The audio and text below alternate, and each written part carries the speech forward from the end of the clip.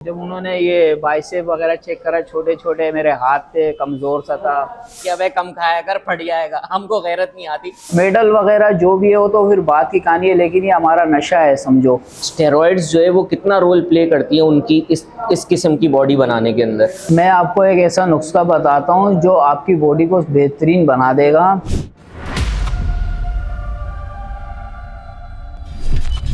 अस्सलाम वालेकुम, मेरा नाम मोहम्मद रईस खान है। मैं कराची से ताल्लुक़ रखता हूँ, मेरी पैदाइश यहीं की है। मैं फुल टाइम बॉडी बिल्डर हूँ और मेरी बाइक मैकेनिक की भी शॉप है।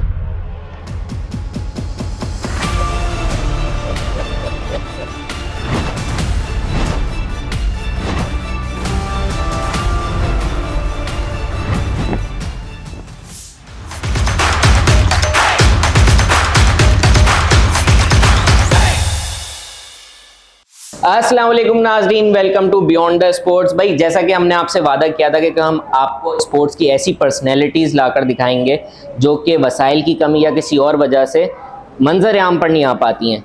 तो ऐसी एक शख्सियत हमने आपके लिए यहाँ पे बुलाई है और उनकी ख़ास बात यह है कि वो ना सिर्फ एक बेहतरीन मैकेनिक हैं बल्कि उसके साथ साथ एक बेहतरीन बॉडी बिल्डर भी हैं। अभी रिसेंटली उन्होंने district central Karachi body building tournament में 2nd पोजीशन हासिल की है और बफर जोन में इनकी बाइक मैकेनिक की शॉप भी है। बल्कि मैं ये कहना चाहूँगा ये उन चंद लोगों में से होंगे जो ये बात जो कराची के मशहूर डायलॉग हैं वो बाकायदा जो है ना अहलियत के साथ कह सकते हैं कि जानी बाइसेप चेक कर और जानी तेरा प्लग शार्ट हो गया है। रईस भाई अस्सलाम वालेकुम। वालेकुम सलाम। तो रईस भाई सबसे पहले तो आप हमको ये बताएं कि जो बाइक के जो मैकेनिक टूल्स होते हैं लोहे के, उस लोहे से ये डंबल्स के लोहे तक का सफ़र किस तरह रहा है, इसके पीछे क्या कहानी है? इसके पीछे कहानी कुछ ऐसी है कि मैं बचपन में बड़ा ही शरारती था। पढ़ाई में बिल्कुल भी मन नहीं लगता था, बस दिल करता था शरारतें ही करता रहूं मैं।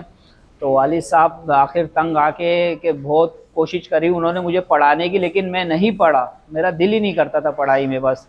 तो वालिद साहब ने कहा कि कल आपने काले कपड़े पहन के फ़लानी जगह पे आना है, काले रंग के कपड़े पहन के ना नियाज मंजिल पे आना है। मैंने कहा ठीक है मैं आ जाऊँगा। तो गया तो कह रहा आपका एडमिशन करवाया मैंने वहाँ स्कूल में, तो आप आ जाना। तो मैं जब गया तो बाइक मैकेनिक की शॉप थी, तो वहाँ मुझे उन्होंने कहा कि अब आपने यहाँ बाइक मैकेनिक का काम सीखना है। मैंने कहा ठीक है। बस वो 2005 से लेके 2013 तक मैंने उस्ताद के पास काम सीखा बाइक मैकेनिक का। उसके बाद मैंने अपनी शॉप खोली थी। तो फिर वहाँ से ये जिम तक का सफ़र किस तरह रहा? वहाँ से जिम का सफ़र कुछ इस तरीके से, इसमें बड़ी दिलचस्प कहानी है। एक मेरे क्लाइंट थे, तकरीबन 50-55 साल उनकी उम्र थी। तो वो आए तो बोलते थे कि मैं तो इतना फिट हूँ, ऐसा हूँ, तुम इतने कमज़ोर पतले दुबले क्यों हो? जब उन्होंने ये बाइसेप वगैरह चेक करा, छोटे छोटे मेरे हाथ थे, कमज़ोर सा था, 50-55 kg मेरा वेट था उस टाइम।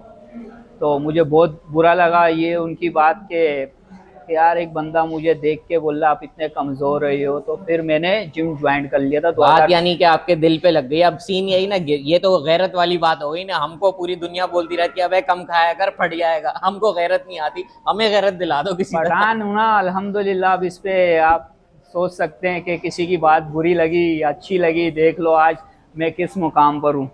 माशाल्लाह माशाल्लाह। अच्छा रईस भाई, ये जो लोकल बॉडी बिल्डिंग कंपटीशंस होते हैं तो इनके अंदर इंसाफ होता है या फिर इनके अंदर भी हमारे मुल्क के इलेक्शन की तरह धांधली धांधली की गूंज हो रही होती है बाद में? दरअसल बात ऐसी है कि अगर जो फेडरेशन का जो बड़ा होता है, जाहिर सी बात है वो अपने जिम के लड़के को ही वो सपोर्ट करता है। जब जाहिर सी बात है उसके हाथ में कुछ होगा तो जाहिर सी बात है वो उसको ही फेवर करेगा, अपने लड़के को। अच्छा, तो इस तरह का फेवरेटिज्म अगर होता है तो आपका कितना अफसोस होता है, क्योंकि इससे पीछे आपके कितने महीनों की मेहनत होती है, कितनी आपने बिरयानी निहारी कौरमे छोड़ के उबली हुई चिकन खाई होती है, तो कितना अफसोस होता है? अफसोस तो बहुत होता है, लेकिन क्या करें, जब हम स्टेज पे चढ़ते हैं तो जाहिर सी बात है जो लोगों की तालियों की गूंज होती है, जो उनका शोर होता है, वो हमारा सब कुछ हमें बुला देती है। मेडल वगैरह जो भी है वो तो फिर बात की कहानी है, लेकिन ये हमारा नशा है समझो। अरे क्या बात कह दी आपने यार। मैं तो ये कहूँगा कि पाकिस्तान में जितने भी नौजवान हैं ना, सबको ये नशा करना चाहिए, सारे नशे छोड़कर, तो क्या पता हम तरक्की कर जाएं। और मेरी सारी नौजवानों से रिक्वेस्ट है कि वो भाई इस नशे की तरफ आएँ।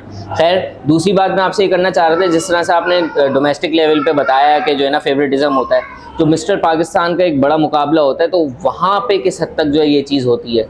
नहीं, इसमें ऐसा कुछ ऐसा नहीं है, ये सब कहने की बात है। जो मिस्टर पाकिस्तान के मुकाबले होते हैं उसमें पूरे मुल्क में यानी कि पूरे पाकिस्तान से आते हैं लड़के, तो उसमें जाहिर सी बात है हर मुल्क का जो है वो विन करके आता है, हर शहर का। जैसे मिस्टर कोयटा हो गया, मिस्टर पेशावर हो गया, वहाँ के जो विनर होते हैं वो फिर आते हैं यहाँ लड़ने के लिए मिस्टर पाकिस्तान के टाइटल के लिए।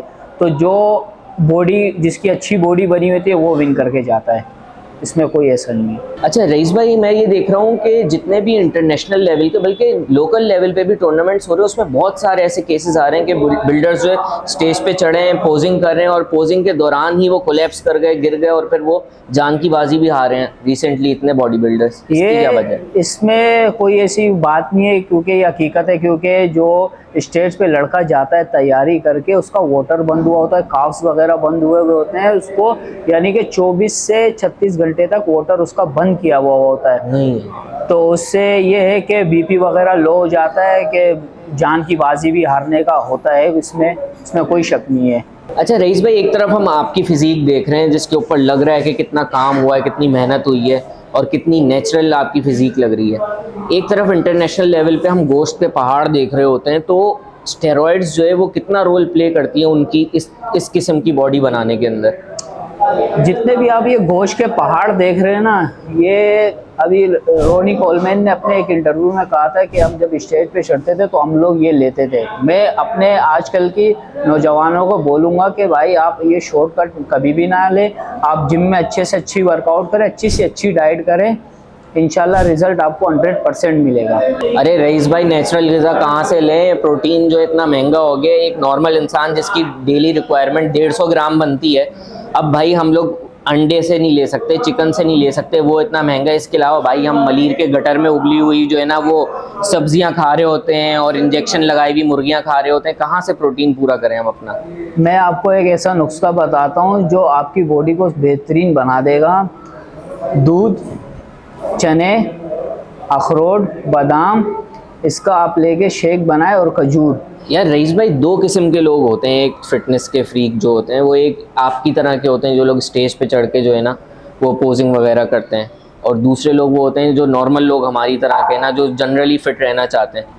तो आप नौजवानों को किस तरफ जाने का मशवरा देंगे कि आप नॉर्मली फिटनेस करो अपनी, या फिर स्टेज पे आने के लिए कुछ करो? देखें, जो स्टेज पे चढ़ता है उसका एक ही मकसद होता है कि वो आगे जिम ट्रेनर बनना चाहता है, वो आगे अपना जिम खोलना चाहता है, तो वो इस काम को आगे लेके जाना चाहता है। जाहिर सी बात है वो स्टेज पे चढ़ेगा तो उसको एक्सपीरियंस होगा इस चीज़ का कि एक लड़के को कैसे तैयार करना है, क्या है क्या नहीं है, लड़के को तैयारी कैसे करवानी है। और एक तो जो से नॉर्मल जैसे वर्कआउट, अच्छी से अच्छी वर्कआउट करे, वो अच्छी से अच्छी डाइट लें, बाकी ये फजूल चीज़ों में अपना पैसा खर्च नहीं करे, जैसे जिंगर बर्गर वगैरह हो गए, नशे की चीज़ें हो गई, इससे बंदा दूर रहे तो अच्छा ही है, बेहतर है। अच्छा, तो इसका मतलब कि हम इंशाल्लाह आपको भी जल्द एक ट्रेनर के रूप में देखने वाले हैं? इंशाल्लाह इंशाल्लाह, अल्लाह ने चाहा तो। मैं अल्लाह से अच्छे की उम्मीद है कि अपने जिम का इंशाल्लाह ट्रेनर भी बनूंगा, इंशाल्लाह अपना जिम भी खोलूंगा, ज़िंदगी रही तो। अच्छा रईस भाई, बहुत सारे लोग ऐसे हैं जिनके पास जिम जाके ना 1.5-2 घंटे स्पेंड करने का टाइम नहीं होता है, सही है? तो आप जो है कुछ ऐसी 3 एक्सरसाइजेज बता दें जो कोई बंदा जाके ना वो 3 एक्सरसाइज करे तो पूरी बॉडी पे उसका फ़र्क पड़ जाए। 3 एक्सरसाइज में आपको ये बता देता हूँ, अच्छी से अच्छी बेस्ट एक्सरसाइज। एक तो सबसे पहले हो गई चिनअप हो गई, ठीक है, दूसरी डिप्स हो गई, और तीसरा उठक बैठक कर लें, बहुत बेहतरीन है, आपकी पूरी बॉडी पे ये काम करेगा। अगर ये उन लोगों के लिए जो लोग जो जिम नहीं आ सकते वो घर पे भी ये कर सकते हैं। रईस भाई, ये पूरा सेशन आपके साथ बहुत ही इन्फॉर्मेटिव था, आपने ऐसी ऐसी चीज़ें बताई जो कि सुन के बाकी सारे लोग जो है ना उनकी नॉलेज में इजाफा हुआ होगा। अब जब मालिक इतना कर ही दिया है ना तो जाते जाते बस एक पोजिंग भी हो जाए।